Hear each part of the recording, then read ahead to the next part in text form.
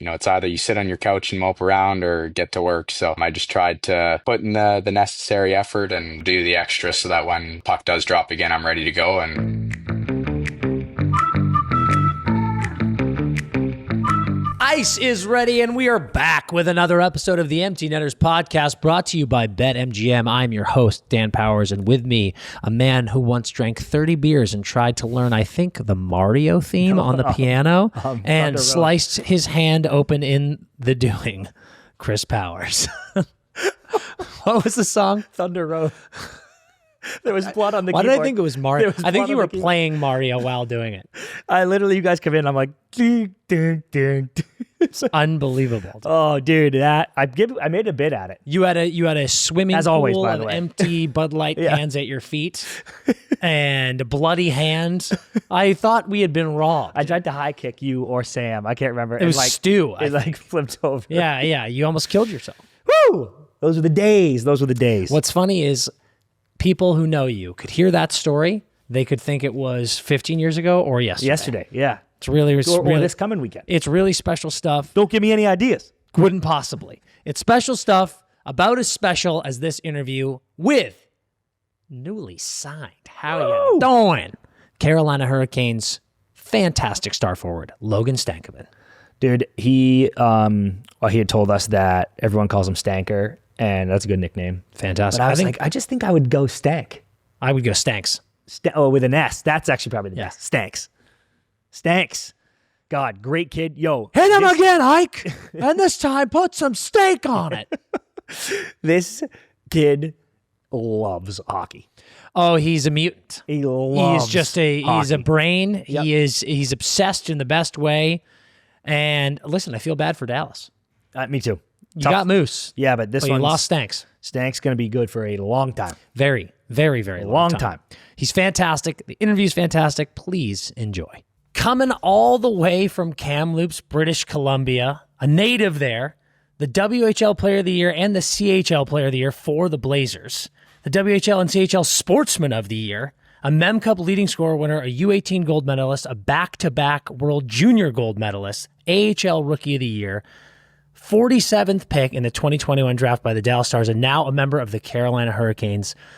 Logan Stankoven, welcome to the Empty Netters podcast. It's a joy to have you. yeah, thank you very much for having me. Appreciate it. Of course, dude. Absolutely. Dude, I was told you're a bit of an Adam Sandler guy. Did you watch Happy Gilmore too? I did, yes. Yeah, I watched it like the night it came out, or the day it came out. I really liked the start of it, and then I wasn't a huge fan of the Maxi golf. I thought it got a little silly when that happened. But other than that, I loved it. Just like the throwbacks and I guess the flashbacks from the first one. That was pretty funny. I can appreciate that critique so much. Yeah. Like, I feel like way too many people were just like, no, it was a blast. But I'm like, nope, the Maxi Golf shit was insane. Well, it just went too far, eh? Like, Yeah, I actually kind definitely. of liked early. I was like, oh, they're making fun of Liv. This is cool. And then it got so crazy that I was like, Oh, when they had the moving dance floor green and then like the ice hole, I was like, what the fuck is happening right now? This is out of control. Yeah, that was wild. But I loved like how many famous athletes and artists and whatnot were in it. That was cool. But That was I great, just yeah. wasn't a huge fan of the Maxi golf. well, but hey, Stanker, it's all when did good. you, like, because you weren't even alive when Happy Gilmore 1 came out, right? Like, Yeah, that's probably yeah, true. so how did you how'd you find the original? Like, what age were you when you started to watch that first one? Good question. I've watched it so many times now. I'd probably say like around 11 or 12.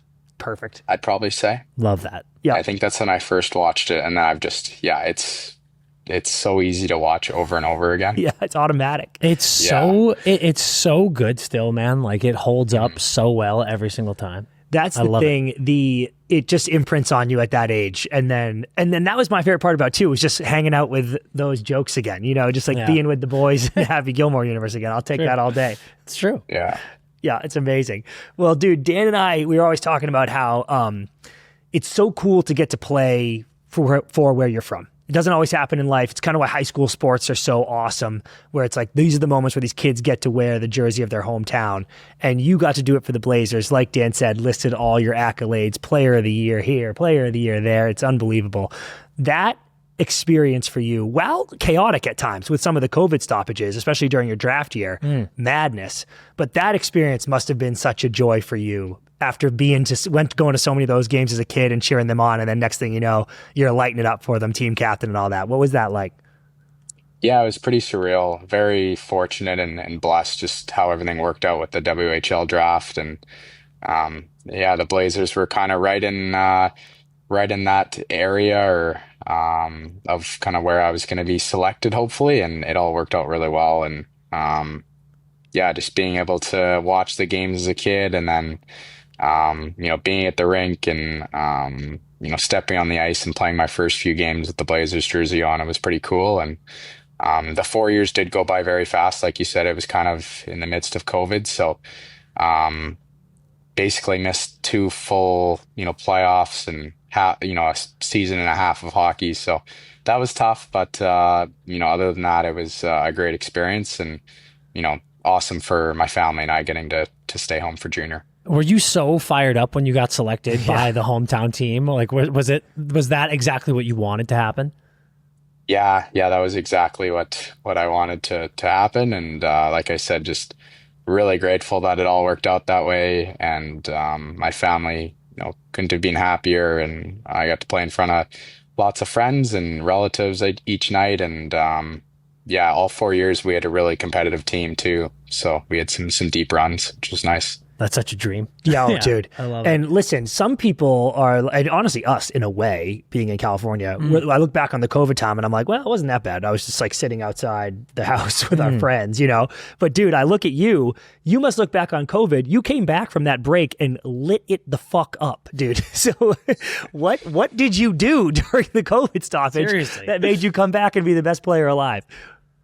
I just tried to take advantage of, so much off time, whether it was like in the gym or on the ice or shooting pucks in my garage. I loved just, being able to kind of, as much as it was, tough not playing games, I just, it's either you sit on your couch and mope around or get to work. So I just tried to put in the necessary effort and, do the extra so that when, the puck does drop again, I'm ready to go. And I was also like a year and a bit older as well, so I think that helped, coming back and being a little bit more experienced as well. So everyone else is just playing Call of Duty and scrolling TikTok, and Stank's fucking ripping shots in the garage. That's huge. Only way to do it. Don't worry, I was playing some video games too. How could you not? It was Hey, those days are long. Weird times. Those days are long, when you're just at home the whole time. You're like, oh shit. We got up to some weird shit then, for sure. Yeah.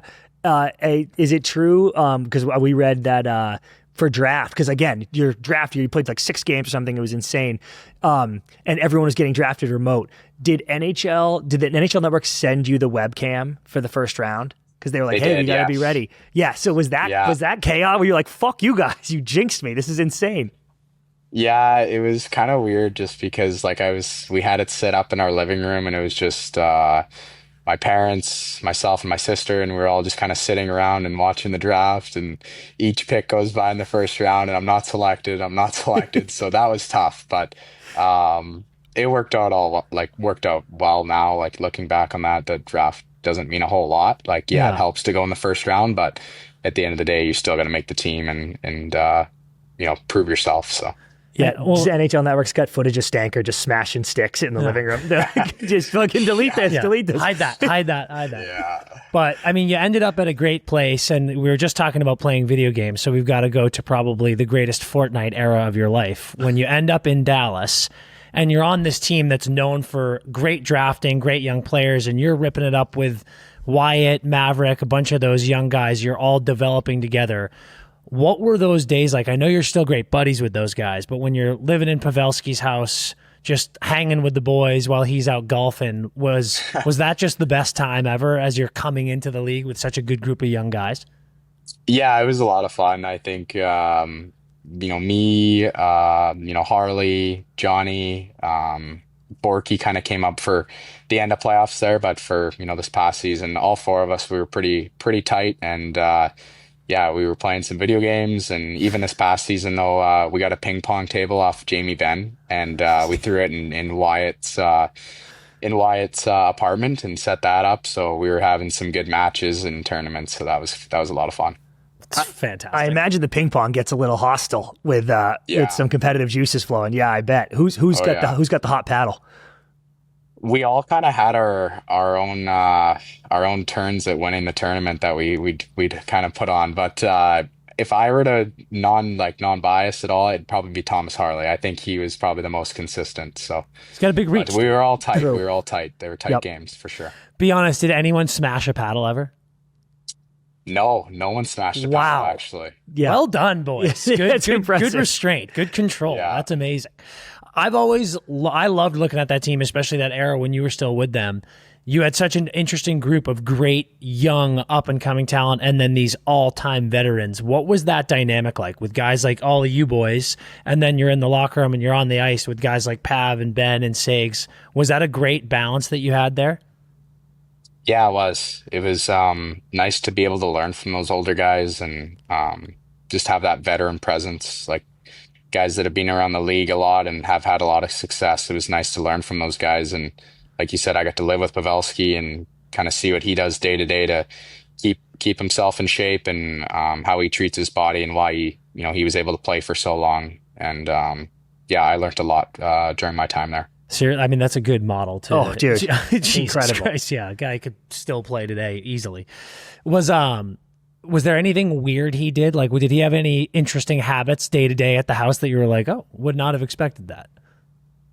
No, nothing kind of out of the blue. One thing that I thought was pretty cool though is there were some nights where we'd sit down and we'd watch hockey in the living room together, and he'd have like this. Like it was like a roller, but it was like super heavy. Like I'd probably say it was like an 80-pound roller. So you just kind of let it like sit on your thigh or your I guess like your calf, and you could just you kind of move it back and forth, but it's so heavy that it's like it like almost hurts. Yeah, it's like it's digging into like your muscles and stuff. But I guess like he used that a lot, so that was kind of interesting. I'd never seen anyone use that before. Yeah, I mean, like the guy when he's lounging at home, still taking care of the body. That's impressive. Dude, I like it because it's kind of doing the work for you. Like usually when I've got the foam roller, I feel like I'm leaning into the thing so hard to try to get it to dig. This thing, Pav's working smarter always, dude. Definitely. Yeah. Was he ever busting your guys' balls when you were just playing video games when he would go off to play golf? No, I don't think he did at all. Honestly, looking back, we probably should have went out and golfed with him too. But he loved, like, he was just so dialed in his golf game and loved to hit the course. Once we were done at the rink for the day. So, I think he knew like we played a lot of video games, but we'd also play with his son Nate too. So awesome. We'd kind of keep him busy, and we played mini sticks with him as well. So that was fun too. Yeah. Perfect trade. Almost it feels like it'd be more intimidating to get on the course with Pav than play hockey with him. I mean, he's such a stick. It's ridiculous. Yeah, he didn't want you guys to come golf. Yeah, well, he's like, stay home with the kid. Johnny's like solid. I'm not gonna lie. Like I'm not a great golfer. I'm like a bogey golfer, but like I almost felt embarrassed to be out on the course with him. I remember one night we went out and we were just chipping and doing some putting, and I was like embarrassed to be out there because this guy's like nasty at golf, and I'm like chunking like my chip shots and stuff. Yeah. And every time the lead edge just digs into the turf, Pav's just looking at you. I'm destroying the course. I'm so sorry. That's amazing. So real. When you said it was like Fortnite and NHL, right? When that's what you guys were ripping down there. Yeah, we kind of mix it up. Yep. Are you the I play as myself guy in NHL, or do you play as other people? No, you just play with. We'd usually just play like EASHL, like threes or whatever. So we just kind of like create your own character and play, and it'd usually be like me, Johnny, Harley on a team, and we'd play whoever else is out there playing. So that was fun. Yeah, that's awesome. When we had Brady Tkachuk on, he was like, "Oh, I play as myself only," and it's like past 150 point season. Yeah, exactly.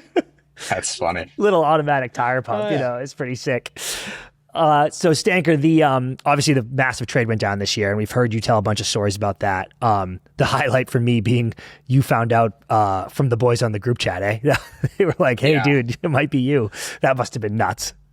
Yeah, that was crazy. What were you doing when that happened? Were you just like out and about, not checking your phone, and then you just caught up on the chat and you were like, wait, what the fuck happened?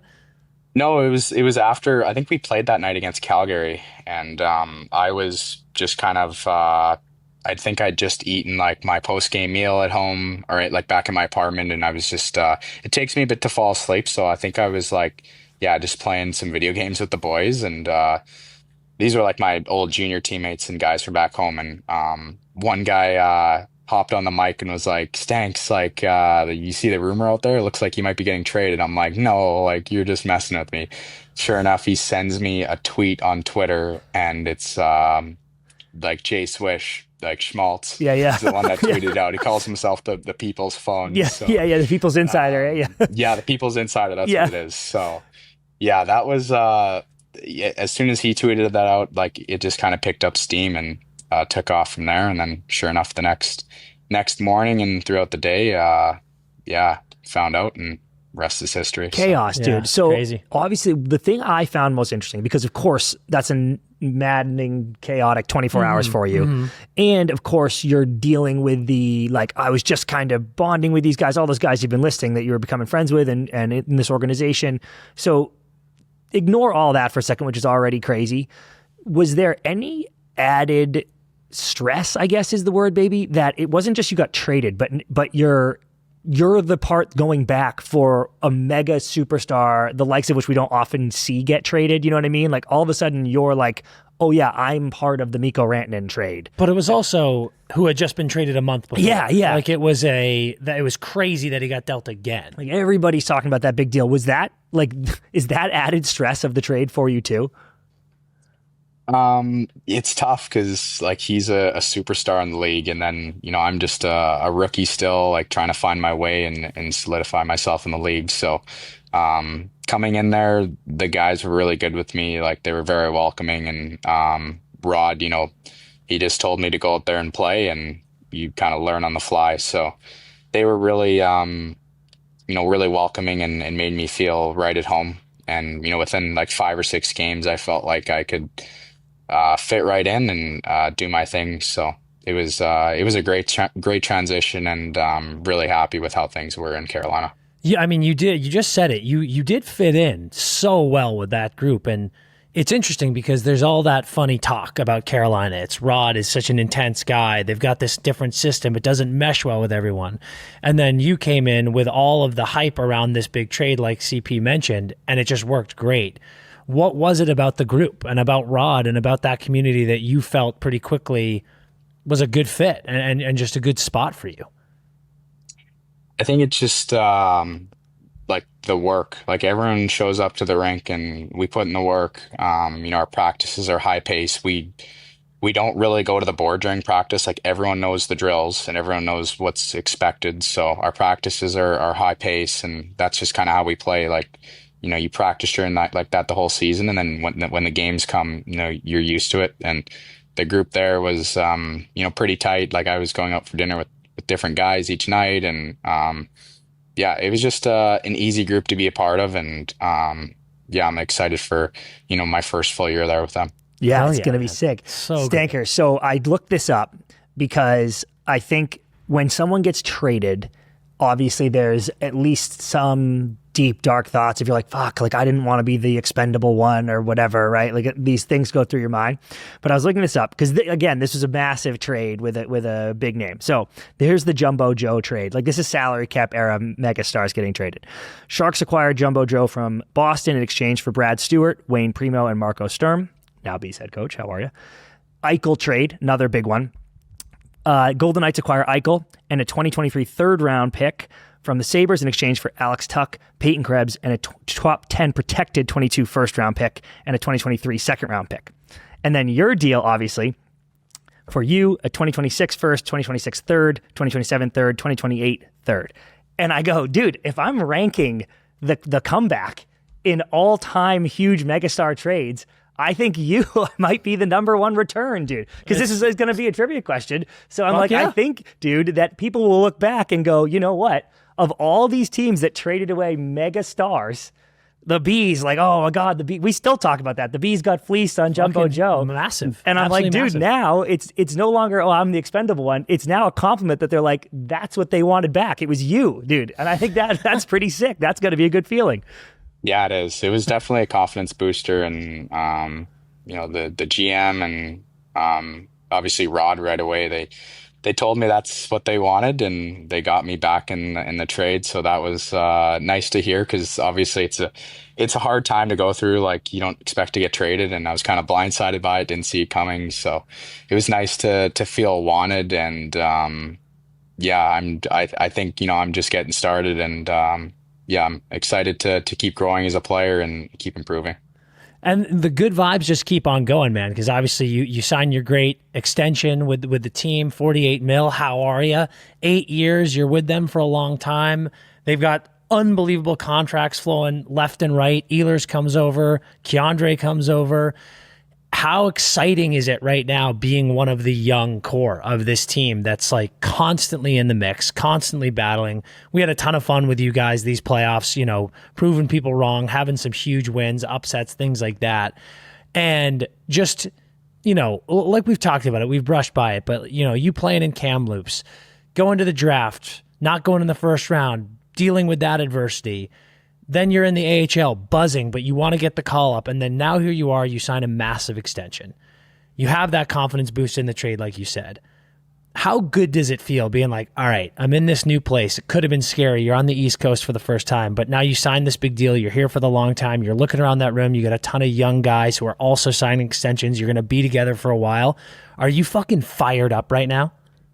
Yeah, no, there's a lot to look forward to. Like, hockey is such a hard road, and to make it to the NHL is so hard. So, like you said, getting that deal done, it's a great feeling for my family and I. And now I can just, look ahead to playing hockey and getting better as a player, and hopefully lots of winning to look forward to. Like you said, we have a great core, and some guys signed for a while now. So hopefully Carolina can be a destination of choice for other players, and we can just keep building, and the Stanley Cup is the goal someday. So now it's just I'll focus on that.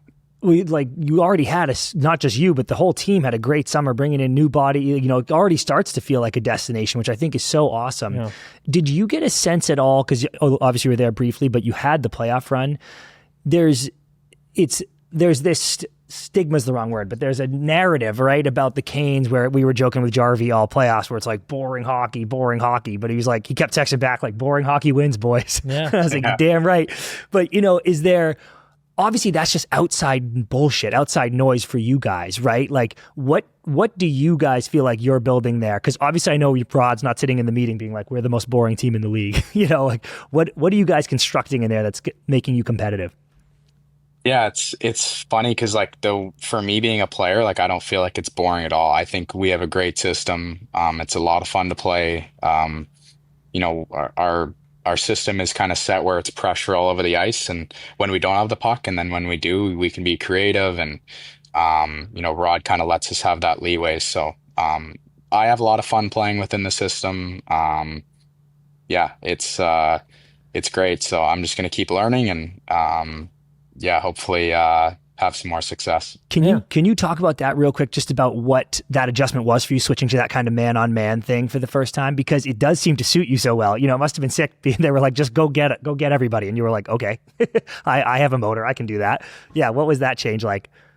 Yeah, there was a few just tweaks from Dallas to Carolina, on the back check or in zone a bit. Carolina's very man on man the whole time, and even as soon as we don't have the puck, it's basically man on man. Where in Dallas, in zone it was kind of man on man, but other than that, it was just kind of go and play. And then once we were in our own zone, then it was more man on man. But there's just a few little tweaks and few things where you're used to doing that in Dallas, and then you come to Carolina and you still have some of those habits. So you just got to kind of wash those habits away and start fresh.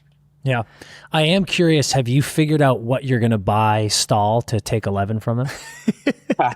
I'm happy with 22, so I know that honestly, I won't be surprised if that 11's retired there soon. So Dude, we were just he's a saying that. legend. Yeah, I was He's like, a well, legend, it'll open up soon. And then Dan was like, he's going to get retired. And I was like, oh, yeah, fuck. Yeah. Was there the simple thought process? Was 22 just double it up? Was that why you went with 2-2? Yeah, it's like as soon as I was on the phone with the trainer there, he just said, yeah, obviously 11's taken. So he offered me like a few different numbers, but then he was like, oh, 22 is just like double 11. I was like, that's perfect. I'll take it. Like I wasn't at that point, I wasn't thinking too much. Like I was already nervous enough being traded and getting to the new team and whatnot. So I was like, yeah, I'll take it. And I actually like that number a lot. So I'll probably Oh, just it's stick with it. fantastic. Like, Are you weird? Because what was 11? You were 11 for your dad or your grandpa or something like that? It was my cousin. Okay, Yeah. He played a bit of junior A hockey out here and then some college hockey as well. So I grew up watching him and I just, he wore 11, so I wore it. Yeah. But are you, is that like any crazy superstition you have, or was it just simple, you stick with the family? Like wearing 11? Or like even just numbers in general. Like I know some guys are crazy about what number they wear. Oh, no. I don't know. I just liked 11. I wore it like all through minor hockey and like major midget and juniors. So that was just kind of the automatic number. Yeah, it's clean. Makes sense. Yeah, I absolutely. Like it. Yeah. he's like, Stoll, I just actually signed a new deal and I can buy this number up. You've had it for a while, dude. Like, Fuck come off. on, dude. I'm going to be here forever. That's so sick. Okay, Stanker, we want to play. We'll play a game with you before you take off. We play with everybody, okay? So it's called Pass, Shoot, Score. And we give you 3 things inside of a category, 3 things that we know that you like. And then you have to rank them: pass, shoot, and score. Pass is your least favorite because passing the puck is fine, but it's not that cool. Shooting is your second favorite because we love getting pucks on net. And scoring is your favorite because that's the ultimate goal. Okay. Your first category is food, pass, shoot, score, Baja shrimp tacos, sushi, or a nice Italian pizza. Ooh, that's tough. Yeah, buddy. Those are like some of my favorites. I'd probably have to say pass would be the Baja shrimp or Baja fish tacos. Baja shrimp, yeah. Baja shrimp tacos, and then I'd probably say sushi as shoot, and then I love a good pizza. So pizza's got to be a score. That breaks my heart. I'm a huge shrimp guy. Dan's the biggest shrimp guy I know. It's hard. Those could be like 1A, B, and C. Yeah. That's fair. That's fair. What's the pizza order? I like hot honey pepperoni. Fucking let's go, Stanks. That is a fantastic order. It's the best one. What do they call it? Bee sting. A bee sting. That's what they call that pizza out here. It's awesome, dude. I love it. And are you partial to like Neapolitan style, like the smaller ones, or do you want like a big New York slice of pizza? I usually like a big slice for sure. Boy. Yeah, but I do like the flatbread pizzas too. Yeah. Like the what do they call it? The oven pizzas or brick oven pizzas? Like brick oven pizza. Oh yeah. Nice. Fantastic. Yeah. Stanker, can we get the recipe to the penne Alfredo shrimp dish you got? That's your specialty. It's so basic. It's literally just throw the pasta in, like in the water, like obviously you boil it and whatnot, and it's all store bought. Like it's not homemade stuff. So it's just jars. It's just jars. Pour the Alfredo sauce in, dude. You idiot! Cook the shrimp. Yeah, it is. Doesn't matter if it's great. That's fantastic. Yeah, I throw some nice seasonings on the shrimp tail off, but yeah. Okay. It's the boys like it. When I was in Dallas, I had a few of the boys over because we lived in the same complex, and a few of the boys would come over and we'd take turns making dinner. So that was my go-to. That was yours every time. Yeah, that's really good, dude. It's good to have that one in the arsenal. Yeah, and boys then are like, what the fuck? This is fantastic. Yeah, and then a quick guilty pleasure question: is Chick-fil-A sauce any harder to find in Raleigh than it was for you in Dallas? No, it's just as easy. It's funny you say that because during the Four Nations break, I came home to see my family and I bought 2 bottles and stuffed it in my luggage. So when I came home, I left it here so that when I came back for the summer, I could have Chick-fil-A sauce. So you've been set up all summer. So it's smart. amazing. Yeah. Are you putting that on everything, or is it like specifically? You can throw it on potatoes, chicken. Yeah, it's lights out. It's special. It is. So good. All right, your next pass shoot score is going to be Stranger Things characters. So pass shoot score, Hopper, Steve Harrington, Dustin. Ooh, okay. I'm gonna say Dustin as my pass. I'm gonna say Hopper as my shoot and Steve Harrington as my score. Yes. He's such a beauty. Yeah. I love Steve. Steve so Harrington's much. the man. Yeah.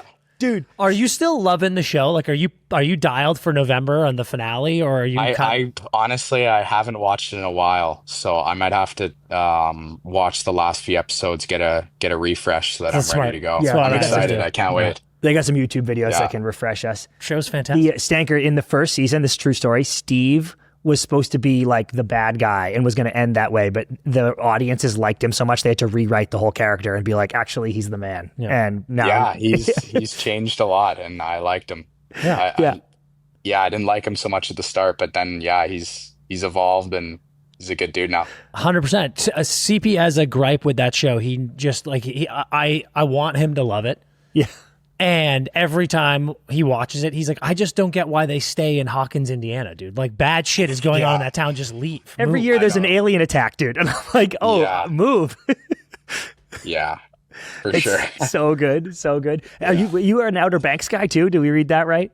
Yes. Yeah. Yeah. Which Those one do you were like the more? Two main shows. I'd probably say Stranger Things. Yeah. But I just wish they'd like more often they'd come up with seasons and episodes because it's been a long It's gap. so long, Oh, dude. I man. forget everything. It's Such like- a long gap. I die laughing now. Like, you look at Millie Bobby Brown shows up online and she's like 30 now. And I'm Yeah. like, what the Yeah. hell is Yeah. happening? Like, this is not going to work, folks. She's a little kid. Are you watching anything else now since none of those are on, or are you're all hockey already?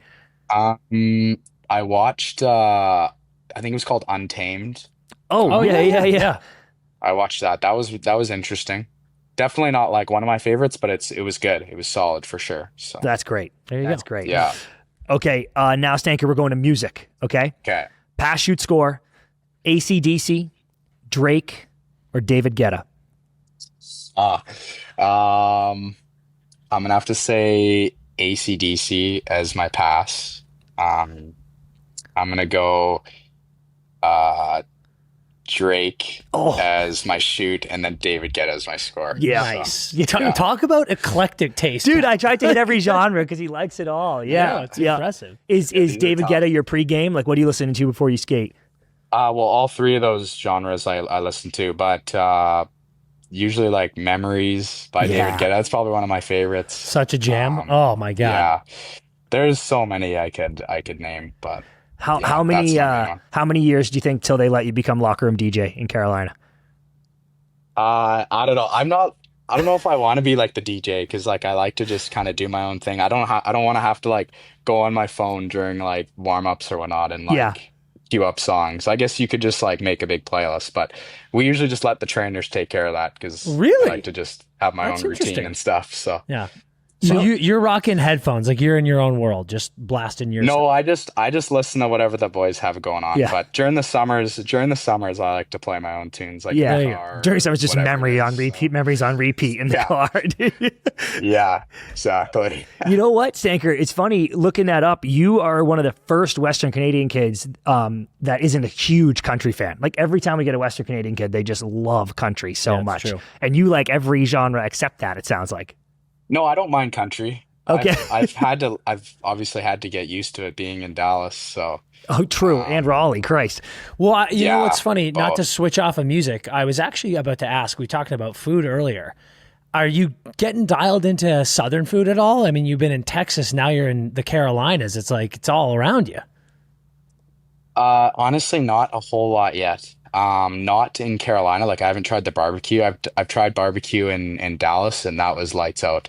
Yeah, Yeah. Like their barbecue down there is elite. I love their Tex-Mex. It was so good. yeah. Like, Dude, you when You my, got to take them to Cookout. I was going to say, and there's some I've spot. tried Cookout. I've Yeah. tried Cookout. Cookout's pretty gas. I think I had a hot dog from there or something. I Yeah, can't you remember what it definitely was, did. But, Yeah. and a burger. I think it was like one of our off days or something. I just went there and tried it, and it was, Well, dude, yeah, the it was, tray, it was solid. The tray comes with like Solid. 1,000 Well, things for yeah, $5. The yeah. first time I went to Cookout, I think I got 12 pounds of food and it cost $3.50. And I was like, what the hell is happening here? This is unbelievable. It's amazing. Yeah. I'll have to send you some spots, Stanker. I was in Durham for a couple years. So perfect. Yeah. We'll I'll take any recommendations. We'll get your barbecue dialed in for there sure. You go.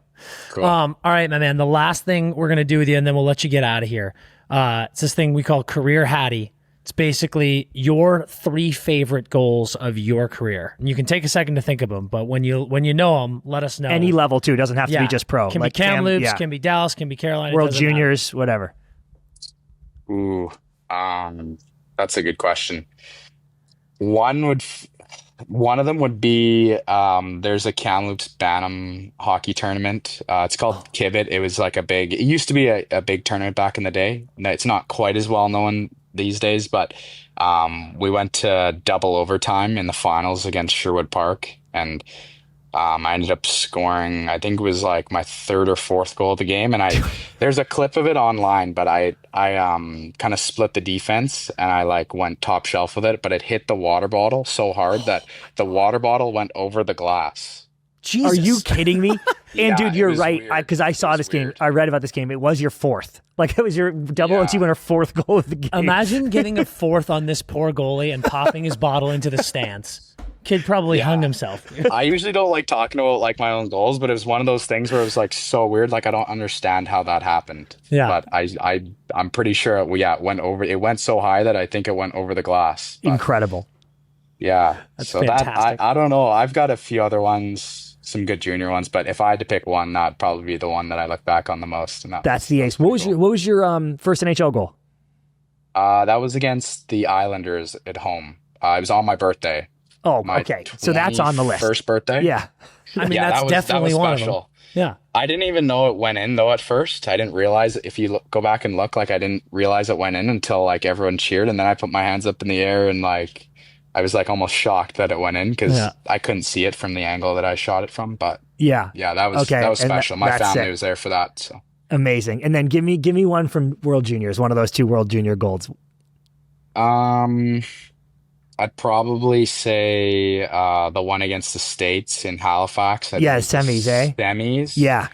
Or the one during the summertime. I think we played the Czechs in the semis as well, and I think I think Kent Johnson made a nice play to me in the middle, and I came down and just snapped it. I think it was low glove, so that was a cool one too. Yeah, not a bad assist on the game winner in overtime either. Pretty decent. Pretty decent. Yeah, that was awesome, dude. Did you guys know? Did you guys think that was going in when McTavish whacked it off the line? Yeah, we all thought it went in. Oh, the more I keep seeing like highlights of it, like I think like the other day it was just like the 2-year like flashback or whatever it was, and that was insane. Craziest thing I've ever seen. I don't know how we managed to do that. Yeah, it was nuts. Absolutely so nuts. Not a bad shift. Back-to-back goals. Yeah, God. Well, my man, this was fantastic. Thank you so much for popping on with us. We'll let you get ripping back to your day. But before we let you jump, is there anything you want to plug? Anything you want to shout out? No, I just thanks again for having me on. It was a lot of fun. Absolutely, man. This is a blast, buddy. Hey, get back to the pool. Yeah. Sounds good. I will. Stanks with an S. Thank you, my man. I like the rebrand. Awesome interview. Awesome rebrand. Like you said at the top, couldn't be more excited for Carolina and their summer. He's going to sign another contract. He's going to sign that whole contract and then sign another contract. Another 8-year probably. And he's going to score 1 million goals. What a world. He's so dope. I'm excited for him. I'm really excited to watch him. 22 is going to go to the rafters. Yeah. Hell yeah. Isn't that sick? He thought he was going to be 11. Now it's going to be right next to him. 11 in the rafters, 22 in the rafters. Wow, that's actually chills. So dope. That's crazy. Okay, well, let's take an ad break and we'll come back. As you know by now, we have teamed up with BetMGM because they are the best sports book in the entire world. It's not even close. And I know what you're thinking. It's not the NHL season, so what do? Give me a break. BetMGM has action on everything. What's that? Oh, yeah, I hear the Premier League. I hear the Bundesliga. I hear La Liga. I hear Ligue 1. Everything. European soccer is buzzing right now. Get some action on that. Me, myself, won some great kashish on a Chelsea match a couple weekends ago. You'll love to see it. And also, they've got the Big Fly Friday going on in the MLB. You bet your dog to hit a bomb on Friday. If that guy hits a bomb and it's the furthest home run of the Friday, you get entered in a pot for 50 grand. But MGM is taking care of you in ways that you could never believe, and they'll add on to it. If you sign up right now with promo code NETTERS, NETTERS, you get to spend up to $1,500 in bonus bets. If you bet $1,500, you lose it all. Boom, goes right back into your account. Give me a break. You got to sign up now. Use that promo code and get in on the action. Gambling problem? Call 1-800-GAMBLER. Available in the U.S. Call 877-8-HOPE-NY or text HOPE-NY 467-369 in New York. Call 1-800-327-5050 in Massachusetts. 21 plus only. Please gamble responsibly. Call 1-800-NEXT-STEP in Arizona. 1-800-BETS-OFF in Iowa. 1-800-981-0023 in Puerto Rico. First bet offer for new customers only. Subject to eligibility requirements. Bonus bets are non-withdrawable in partnership with Kansas Crossing Casino and Hotel. See BetMGM.com for terms. U.S. promotional offers not available in New York, Nevada, Ontario, or Puerto Rico. Okay, we're back, and I have a sad story, Dan, but I really like doing these on the pod because it means a lot to the people involved. Okay, I love it. And I'm going to actually read something because this was sent in to us, and I actually thought reading it, I was going to try to give you a summary of it, but it's actually so wonderfully written that I just want to read it. Okay. Hit me. Dear Dan and Chris, I wanted to reach out to share the story of my friend and former teammate, COLDEN KIMBER, and to ask if you might consider honoring him on Empty Netters. COLDEN was a remarkable athlete and a rare talent in ice hockey. He was an outstanding goalie with incredible athleticism, quick reflexes, and a calm presence that inspired confidence in everyone around him. What made him even more unique was that he could also step out as a forward and dominate. Fast, strong, and relentless with a natural scoring touch. Love that, dude. Unbelievable. It's not often you find a player who excelled at both ends of the ice, and COLDEN was exactly that kind of player. Versatile, fearless, and electrifying to watch. Beyond the rink, COLDEN was deeply dedicated to growth and performance. He studied kinesiology at San Francisco State University, and he had a real passion for cycling, not only riding, but also working as a bike mechanic. He poured the same energy into bikes and fitness as he did into hockey, always treating his body like a living laboratory in pursuit of better performance. Tragically, on July 26, 2025, COLDEN was fatally stabbed while courageously intervening to protect a mother and her children on a Muni platform in San Francisco. His final act of selflessness was a reflection of who he was, someone who never hesitated to step in and protect others. His loss has devastated his family, friends, teammates, and community. There will be a memorial bike ride in his honor on September 7th at the Polo Fields in the Golden Gate Park, and a GoFundMe campaign has been established to support his family during this difficult time. We'll put the link in the description of this YouTube. If you'd be willing to share COLDEN's story in your show, it would mean so much to those of us who knew him, highlighting not just his incredible skill as a hockey player, but also his dedication to education, fitness, and cycling would be a powerful way to honor his memory and bring comfort to his family. Thank you sincerely for considering this. Sincerely, the Oakland Ice Hockey Squad. Unbelievable. So tragic, and in a weird way, Dan, I obviously hate the result of what has happened to him, but so inspiring what he did, the courage he showed in the moment that ended up taking his life. It's remarkable. What a testament to his character. We've said a million times, this community can be so powerful and amazing so often. And I'm so glad that this story of COLDEN has got to us and now has gotten to our fans and our listeners. And it would mean everything for people to donate to the GoFundMe. If you're in that area, go to the bike ride just to watch even. But you know, our hearts and thoughts always go out to him, his family, friends, and everything. It's devastating, but makes sense that a person that incredible has incredible things come from his past. Absolutely. Honor him in the right way. If you're in the area, go to the bike ride. Incredibly cool. And as you said, thoughts and prayers with the family. 100%. It's crushing. I don't even know how we move on from something like that. But I think he would appreciate that we now hockey go show continues. We go into full on goof squad. Hockey show continues. Do you want to do some hot takes with me briefly, or do you want to just get into it? I mentioned this to you. Yeah. Listen, it's September. Mm-hmm. We're still over a month away from the season. We've had some comments and DMs like, listen, we're pumping out content. You're fucking welcome. And it's tough. Yeah, the hockey world is just sitting and twiddling their thumbs, getting into college football, which I get. Mm-hmm. But it's got me thinking, I wonder how many people, I want to get people. I want to catch you in my web. I want to be Shelob for a second. Okay. And here, what I want to do is not do real hot takes. I want to see how many frauds Oh yeah, you did say this. Get on there on Instagram and TikTok with your little tough thumbs.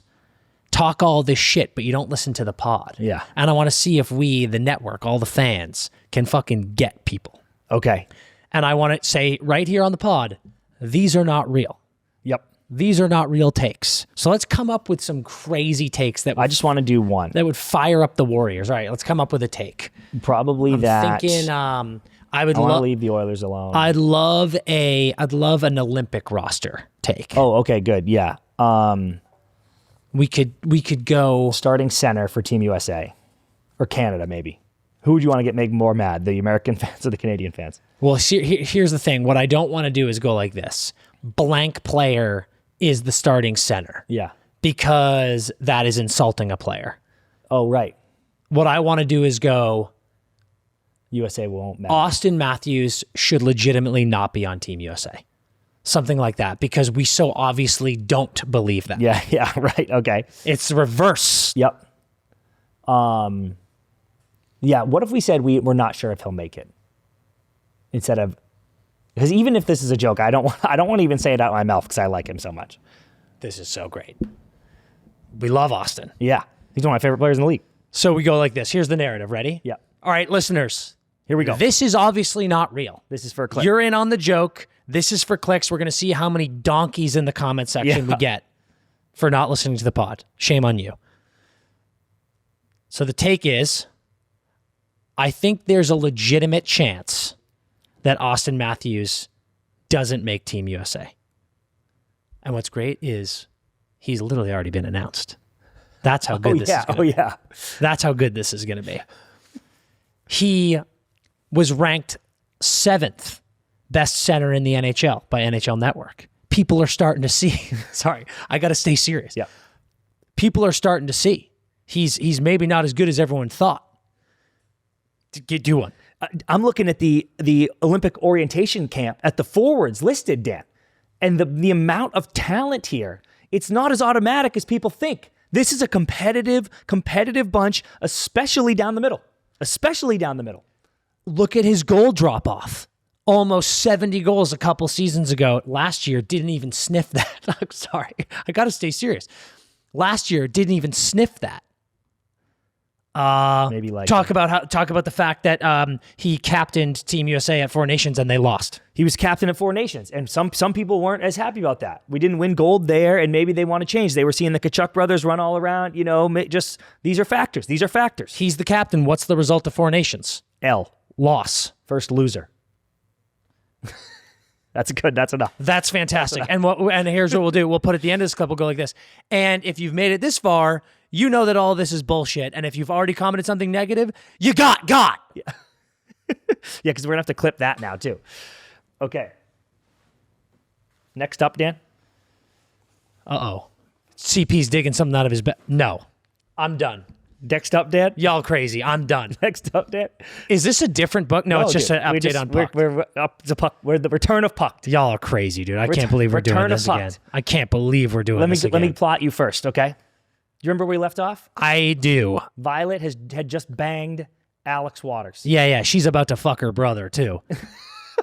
Can we do a quick two things, yeah. Okay? Number one, if you have kids in the car. Yes. Fast forward. Yes, fast forward. Fast forward for sure. Yep. Number two, you're going to make my brain bleed. We got to pick up the pace in these Number two, summaries. If you are in public and you aren't wearing compression shorts, fast forward because you're about to get bricked. Or get a resistance band because you're about to get chubbed up. Okay. Go find a bathtub. So plot-wise, Dan, here's where we're at. She bangs him, okay? Violet? Then bangs him again. Same night, bangs him again. Then he's this guy is fuck hot. She thought he was kicking her out, and he's like, no, I'm not kicking you out. Like, I was getting you a key. Remember, she lost her key card? Yeah, that's right. Gets her the key card, and he's like, please sleep over. He sets an alarm for her to wake up, bangs him, wakes up, goes back to her place. He wakes up, and he's like, oh, shit. Oh, dude, this was my first. I don't want to take you through plot, but this is important. I get to the second chapter of my new run. I legitimately cannot believe that you are reading this book. Dude, every chapter. You're reading for people who are not watching the YouTube. First of all, go to the YouTube and subscribe. Chris is like, there are notes in this book. Like he's reading the book and noting it. So Dan, every chapter has said, this is why I should have seen it coming, but every chapter has said her name under it. Yeah. And I was like, whatever. I get chapter 5, and we're in a multi POV book. You're fucking shitting me. We've got a George R. R. Martin tactic going on here. Is this Game of Thrones? Unbelievable. More like Game of Bones, dude. More like Game of Bones. More like Game of Bones, dude. This is fucking, we're in a multi POV Game of Bones. This is insane. Dude. So Alex wakes up and he's like, oh fuck, like was that a dream? Were those soft titties a dream? Is he buckled? Yeah, he's like 6 a.m. He's like, why did you just say soft titties? Did you just jump ahead? No, he says she has soft titties. So he goes, did he say titties? Yeah, dude. If you show me a page where Alex's dialogue says soft titties, I will lose my fucking mind. Dude, I wasn't even gonna read this line, but this is the first line of the multi POV Game of Bones. We are now in the mind of Alex Waters. And he says, his alarm's going off, I presume. The most annoying sound in the world permeates my sleep. It will not stop. I want to kick its ass for interrupting my dream that includes soft, full tits I can use as a pillow. Dude. The fact? Hold on. What is our author's name here? What's her name again? Elena Hunting. Helena Hunting? Helena Hunting. We don't know. I love it. Love it when you get a piece of writing like this where we have a woman trying to speak as a man or vice versa. And she thinks that Alex Waters is in the same thought saying, permeates my sleep, and then a pair of soft titties I can use as a pillow. Dude, who is this guy? So he wakes up. He's kind of like, where is she? He calls her. He leaves her a bunch of messages. And she's not answering because she's kind of like, what did I do? Yeah. Then, dude, she gets home and looks him up online. And apparently there are pictures all over the internet of him banging or like making out with chicks. Not banging. Like banging? Making out with chicks. He's a porn star? So she's like, oh, he's a fucking player. Yeah. I knew it. Who does he play for again? The Hawks. It's the Chicago team. Chicago. Yeah. So then she pictures of her and him making out because they made out at the bar. Hit the internet. Brutal. And her coworkers are like, dudes are like sick. And her friend's freaking out, all this shit. So then that finally gets in hold of her and he's like, hey, we're on our road trip. I'm coming back to Chicago. I want to see you. Yeah. And then he has a full like week, Dan, of, there's a better example of this. Oh, better example. Wolf of Wall Street, when she gets to her apartment and there's flowers everywhere. Yes. This guy is doing like that every day. Every day a new gift. It's the 12 days of Dicksmith, dude. Every day is a new gift. For her. Yeah. He loves Violet. Is a new gift. Oh my God. And she's like so overwhelmed. He gets back to Chicago and she's like, oh, I'm going to see them. Her stepbrother, Buck, he kind of gives Alex a really hard time because of the pictures. And he saw that kiss, but he's like, you stay away from my sister. And even the coach is like, hey, Alex is the captain. And the coach is like, dude, you can't be fucking Buck's sister. And he's like, or Buck, don't be fucking with our captain. Yeah, right, dude. Let him Buck's fuck. New guy. He just got traded there. Let him so fuck. Like, shut up, dude. So Alex is like, yeah, maybe I fucked that up. They go, Buck like hangs out. They live together, or like Buck goes to the parents' house when he's home. So like he shows up. I thought you meant Buck and Alex. I was like, no. So he shows up and he's like, hey, what's up, Violet? Like they're hanging out, playing video games or whatever. And Buck's on the phone with the boys because they're home. And he's like, I got a bunch of puck buddies lined up. Yeah. And then Buck leaves. Alex comes over. And they're about to bang again, and then Buck forgot his wallet. Dan, he forgot his wallet. Comes back to the parents' house. Comes back. Why is Buck an NHL player at his parents' house? So couldn't tell you. Helena. Yeah. You didn't think that one through. So he comes back to the pool house. She's in the pool house, remember? Comes back to the pool house. Alex is there. Yeah. And he goes, what are you doing here? And Alex actually pulls a Departed where he's like, I just got the call. I thought I had to pick you up, and I came here. Good lie. I wasn't just here. Good lie. And Buck's like, okay. He's like, I had no service, dude. I just got the call and it just came through. I'm here picking you up. And Buck's like, oh, okay, well, come on. And he's like, we got a bunch of bunnies lined up. They're bringing friends. And Alex is like, hell yeah, bro. You love them when they're wild. Because he's just trying to fit in. Are you paraphrasing? No. and then fucking Violet hears that and she's fuming. Yeah. And I'm like, what do you mean? He's covered. He's playing cover. Dude. Violet fucking freaks. In front of Buck? No, but she's like pissed. She's like, I'll never speak to Alex again. He's fucking like, what happened? They end up going to a dinner with like the team. Oh, it was after the game. Like the next night they have a game. They go out. She's out after. She sits next to him. And one of the boys, whose name is Kirk, he's 32. And they're like, he's the oldest vet on the team. He's probably only got a year left. And I'm like, he's 32, dude. Relax. I still got it. I'm in great shape. So he goes, he's like talking about Waters in front of Violet and Waters. And he's like, ever heard of the Waters hat trick? Where apparently like he banged 3 chicks in one night. Oh. And Violet is like, disgusting. You disgust me. You're a She pervert. storms out. Waters follows her, like grabs her wrist at the bar. Buck sees that and he's like, what the fuck is going on? And they're like, nothing. Blah, blah, blah. It's chaos. Then Alex is literally like stalking her, dude. And it got to a way that I was like, this is uncomfortable. And then he keeps aiming at it, being like, I'm kind of stalking her. This turned into you. Yeah, I'm like, bro, this is a scary book now, dude? Yeah. This is insane. Leave her alone. Yeah. But he just won't stop because he's trying to explain. And it turns out, according to him, on the night of so he used to figure skate when he was a kid. Is this Cutting Edge? Is this a prequel to Cutting Edge? Great movie, by the way. What the hell? Dude, he used to figure skate. Shout out, Doug Dorsey. No. Shout out, fucking, what's his name? Kaner on your Exeter team. Was that his name? Craner. Yeah. Figure skated. He was a figure skater as a young kid. So Alex Waters is like, dude, a lot of hockey players figure skate, but for a year or two to work on their edges. True. And he's like, I did it for a long time and I was actually kind of in between what I was going to do, like become an Olympic figure skater or a pro hockey player. So Alex Waters is a sensitive boy. Yes, dude. And he's well read. So that's why he says things like permeate. when he chooses hockey, the boys are making fun of him too much for being a figure skating bitch.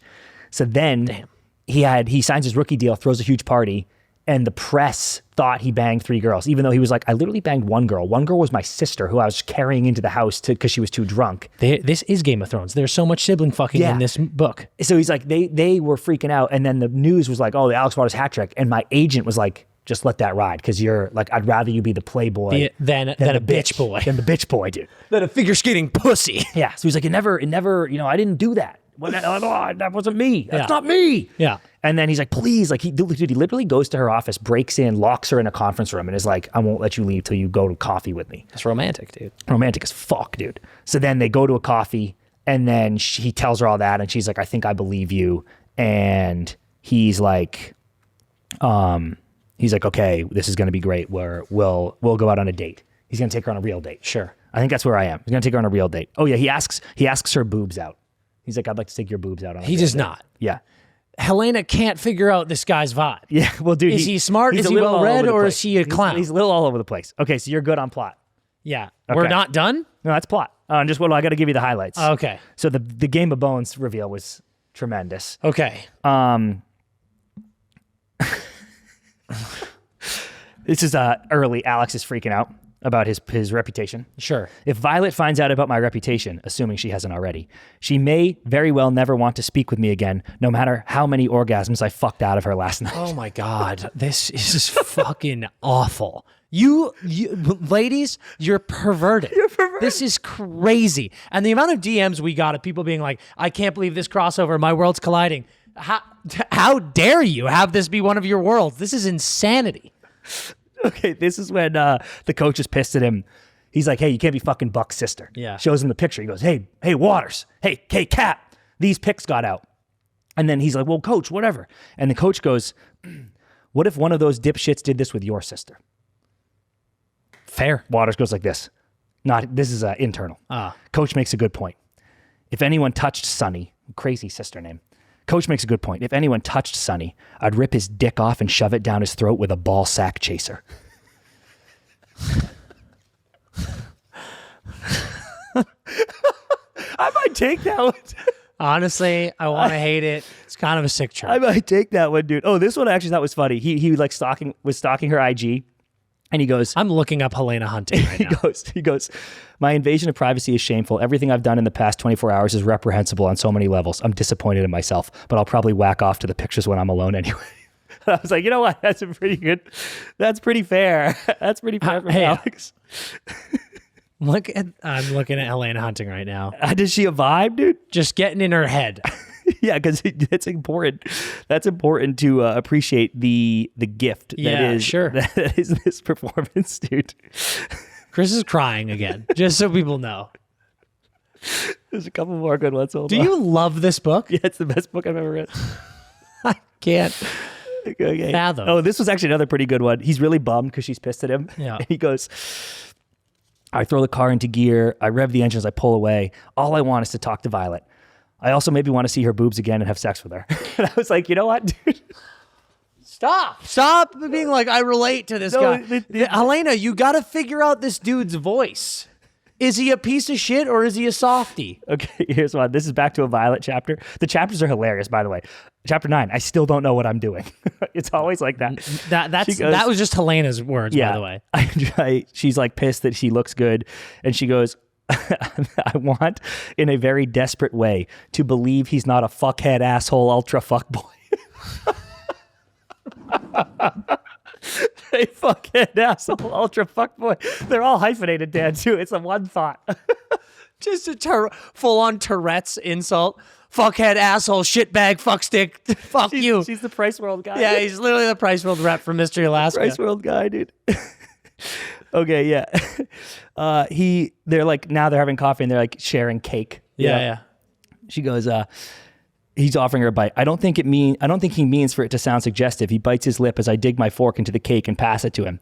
Instead of taking it from me, he clutches my hand and raises the fork to his mouth. His lips part and close over the tines. Good Lord, I want to fuck his mouth with my tongue again.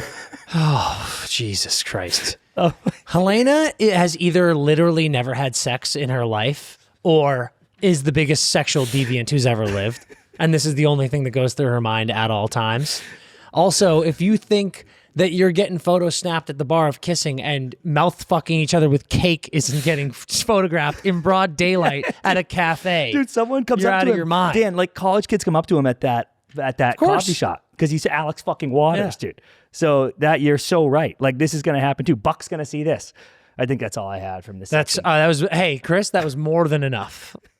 Pucked.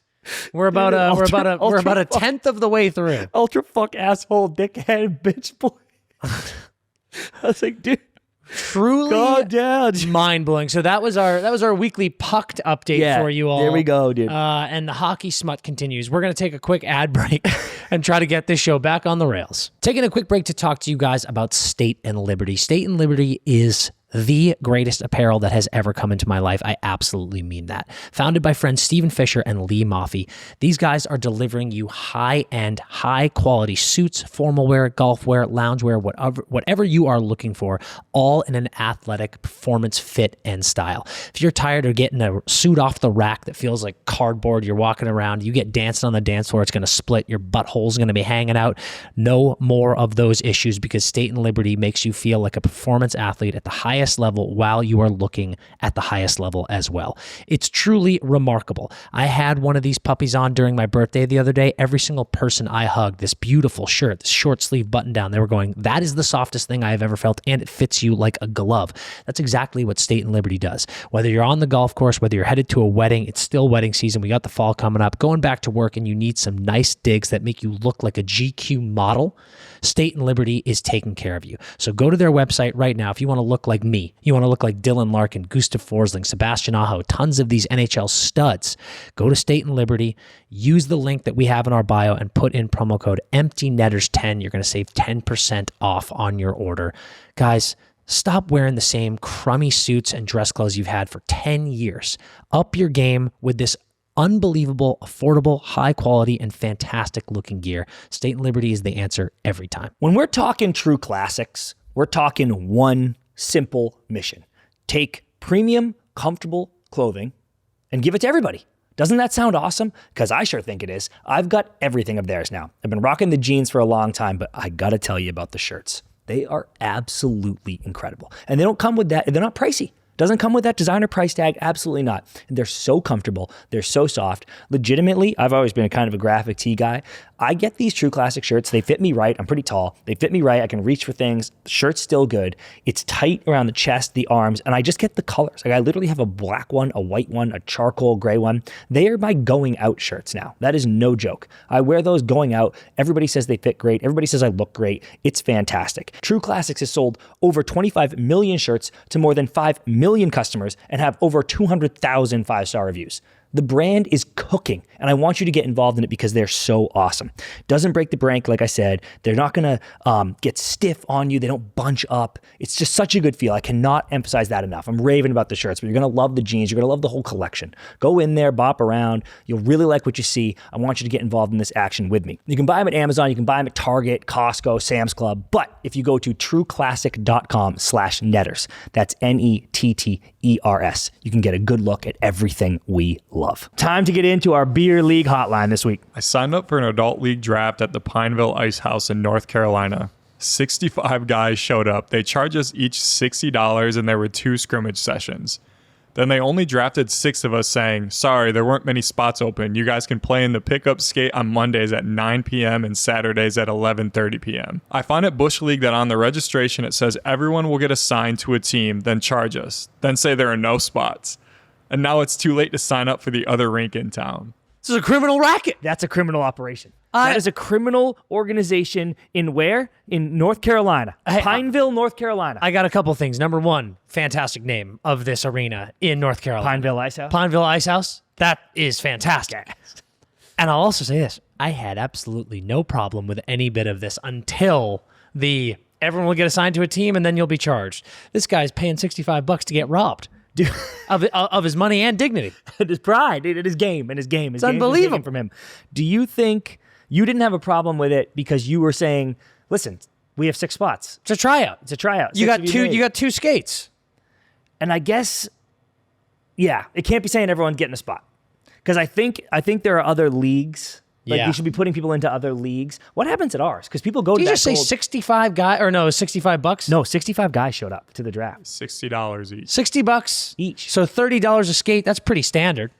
Yeah, but on the draft night, I kind of feel like you're like, bro, come skate for free on draft night. Yeah. Then we're going to charge you $1 billion. Like you can draft for free. $60, you get 2 skates. I got no problem with that. Really, dude? You're a crook. You got to pay to play, dude. You're a crook. Draft night, dude, they should cover draft night. I agree.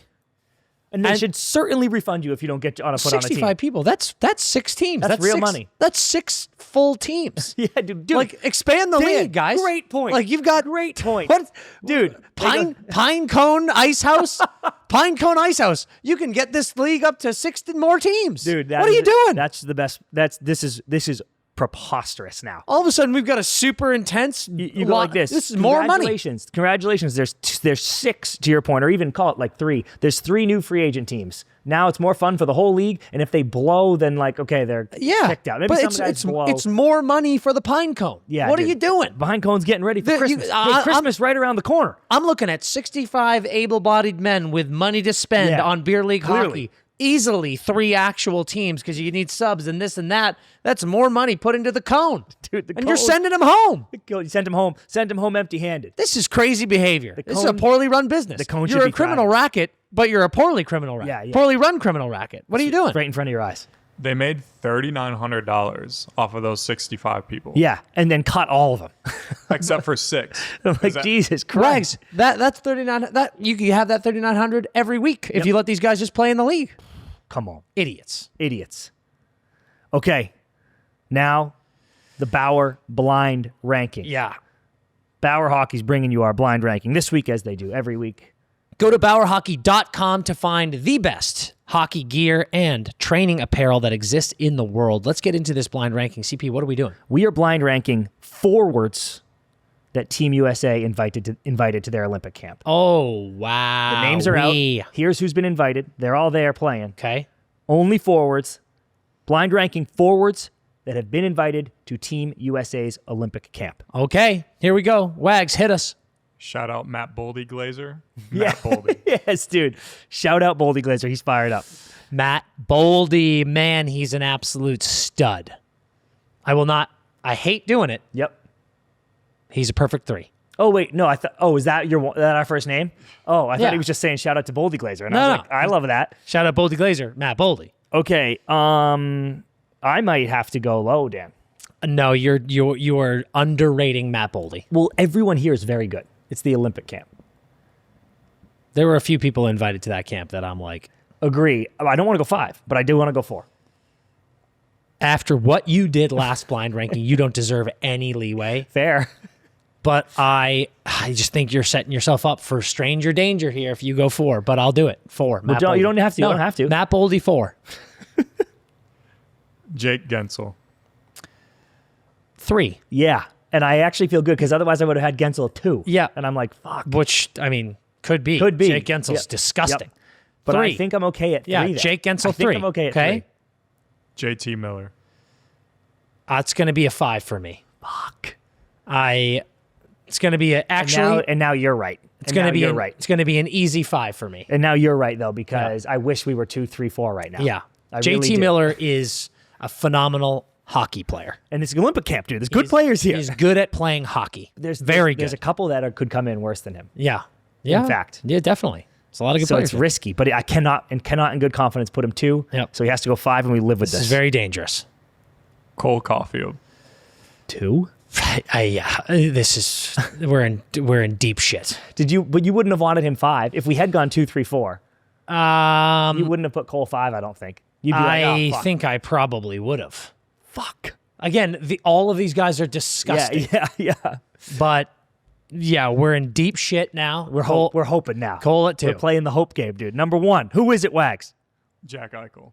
Oh, come on. Fantastic. Come on, Jack. Absolutely Come on, fantastic. Jack. Number 1 on that Come on, list. Jack. Jack Eichel, Come number on, 1 Jack. all fucking day. Frankly, I think we have one little slip up with Cole, but listen, we had to do damage control and we did it well. Pulled up. We patched the holes. Pulled up. Our ship is sailing. Wow, dude. That's a good blind ranking. Not a great blind ranking, but that is a good blind ranking. We'll take it. Dude. Well done, boys. We'll take it. All right, that's it. Yeah, that's going to be it for us at this episode of the Empty Netters podcast. Beautiful stuff. Hope you had a fantastic Labor Day weekend. Hope you enjoyed that Logan Stankoven interview. Yes. Unbelievable player. Fantastic stuff. You guys know the drill. Go subscribe to the YouTube. You've been subscribing in mass numbers lately. I absolutely love to see it. Go get some merch. It is September. It is cool weather. I am wearing this elite crew neck for a reason. Go snag one. They're fucking awesome. Look at me. It's fantastic. Grab some merch. 5-star reviews, Spotify, Apple, wherever you get your podcasts. We love you guys. Keep growing the Netters family. Keep growing the network. Until we see you next episode, there's only one thing to do. Skate hard.